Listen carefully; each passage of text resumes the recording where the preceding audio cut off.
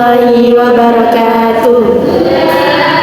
Kepada yang terhormat Bapak Suadi, SAG-MPDI selaku dosen pengampu mata kuliah keilmuan Prodi PAI Unpad Pasuruan. Di sini kami dari kelompok 8 akan mempresentasikan makalah yang berjudul Aliran Mu'tazilah dan Murji'ah. Sebelumnya kami dari kelompok 8, saya Fika Rahma Aulia sebagai narasumber 1 dan saya Umi Halimatul Sa'diyah sebagai narasumber 2. Di sini kami akan mempresentasikan hasil makalah kami. Latar belakang: dalam sejarah pemikiran Islam lahir banyak aliran teologi yang muncul dari perbedaan penafsiran atas ajaran agama dan situasi politik umat. Dua di antaranya yang cukup berpengaruh adalah Mu'tazilah dan Murji'ah. Kedua aliran ini mewakili dua pendekatan berbeda dalam menyikapi iman, dosa besar, akal, dan perbuatan manusia. Memahami sejarah dan doktrin mereka membantu kita melihat keragaman pemikiran Islam, serta bagaimana perbedaan itu justru memperkaya diskusi dan kemajuan intelektual umat.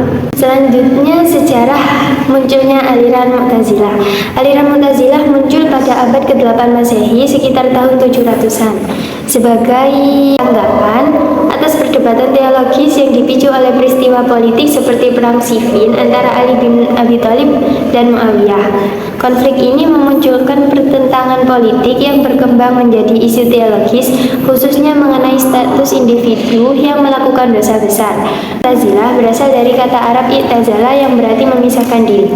Aliran ini berkembang di Basra dan Baghdad, terpengaruh oleh filsafat Yunani dan Persia, serta perdebatan dengan Khariji dan Murji'ah. Baik, selanjutnya yakni sejarah munculnya aliran Murji'ah. Kata Murji'ah berasal dari kata iraja yang berarti penundaan atau pengbuhan serta harapan. Murji'ah merujuk pada kelompok yang selalu menunda penjelasan terhadap pihak yang bersengketa. Aliran ini yang berarti orang-orang yang menunda muncul pada waktu yang sama dengan Mu'tazilah sebagai hasil dari krisis politik pasca perang Siffin. Murji'ah lahir dari kelompok yang ingin menghindari perselisihan internal dengan menunda penilaian terhadap pelaku dosa besar sambil menekankan iman sebagai inti keislaman. Selanjutnya, doktrin-doktrin aliran Mu'tazilah. Yang pertama ada at-tauhid. At-tauhid di sini maksudnya mereka sangat menjaga kemurnian tauhid sehingga mereka sering dijuluki sebagai ahli tauhid. Yang kedua al-adl, yakni mereka meyakinkan bahwa Tuhan Maha Adil, maka dari itu manusia dibebaskan untuk memilih dan bertanggung jawab atas apa yang dilakukan.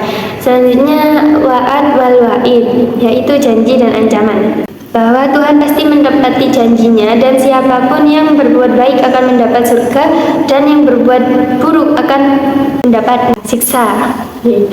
Selanjutnya ada al-manzilah bainal manzilatain, bahwa orang yang berbuat dosa besar tidak dikatakan mukmin dan juga tidak dikatakan kafir, yaitu mereka dinamakan fasik.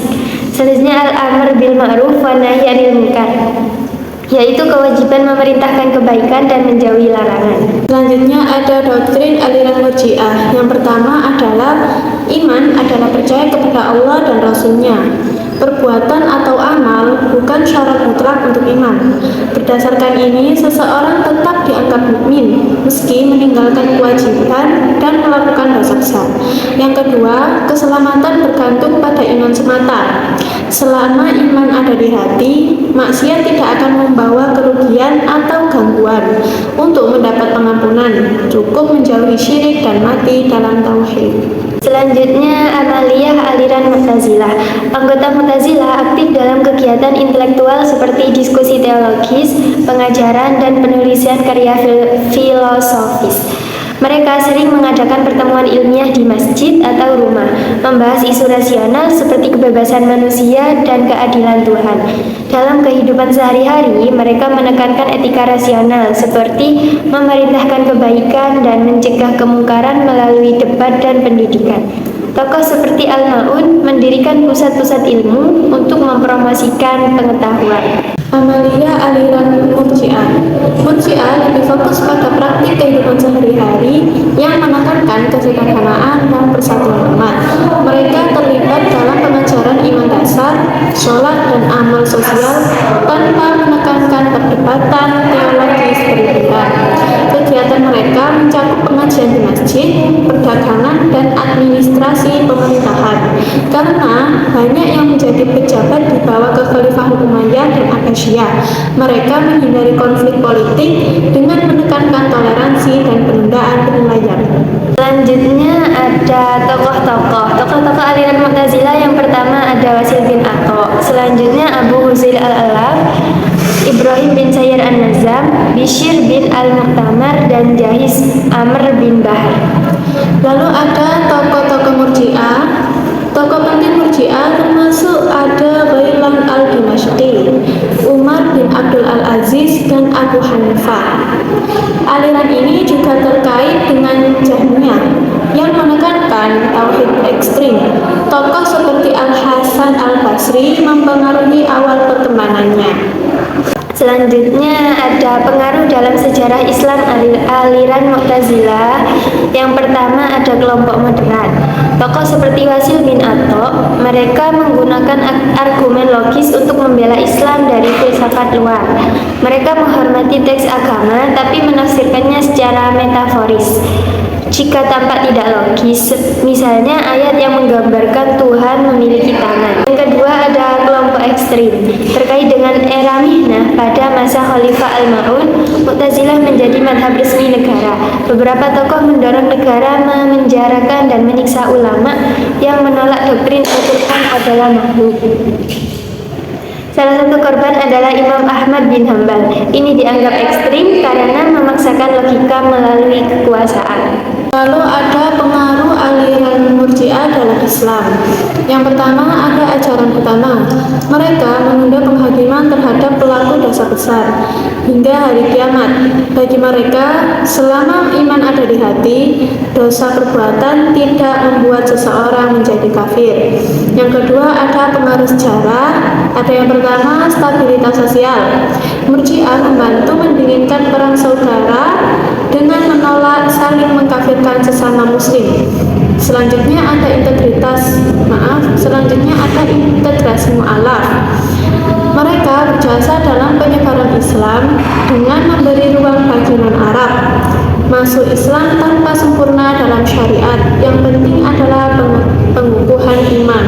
Selanjutnya ada tantangan di era modern aliran Mu'tazilah.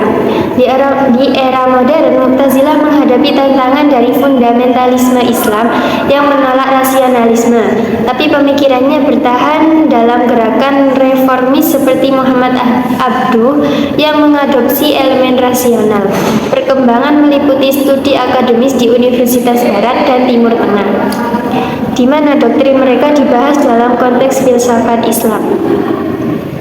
Zaman sekarang, Murji'ah menghadapi tantangan dari kelompok Islam konservatif yang menganggapnya terlalu longgar karena penekanan pada toleransi dan penundaan hukum bisa melemahkan aturan agama di tengah radikalisme dan masalah sosial seperti korupsi.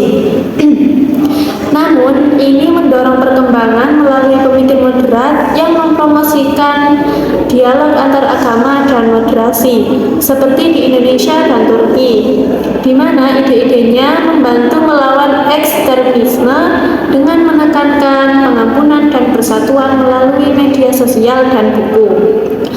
Meski tetap sebagai mazhab minoritas yang lebih intelektual daripada organisasi besar. Kesimpulan dari makalah tadi, yang pertama, Mu'tazilah maupun Murji'ah sama-sama lahir dari pergolakan politik umat Islam pasca Perang Siffin. Yang kedua, Mu'tazilah dikenal sebagai Al-Usulul Khamsah, yang intinya memuliakan akal, keadilan Tuhan, dan memposisikan pelaku dosa besar di antara dua posisi.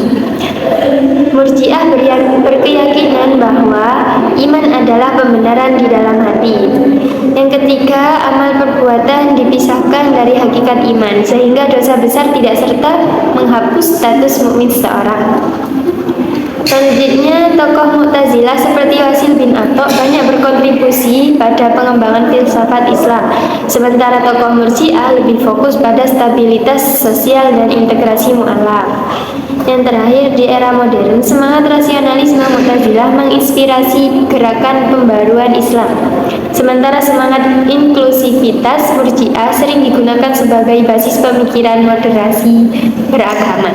Saran dari makalah ini, dengan adanya makalah ini, kami berharap pembaca dapat mencontoh semangat rasionalitas Mu'tazilah, namun tetap berpegang teguh pada Al-Quran dan Sunnah, mengambil pelajaran tentang sikap Murji'ah yang tidak mudah menghakimi atau mengkafirkan sesama muslim untuk menjaga persatuan umat. Sekian presentasi dari kelompok kami. Terima kasih. Wassalamualaikum warahmatullahi wabarakatuh.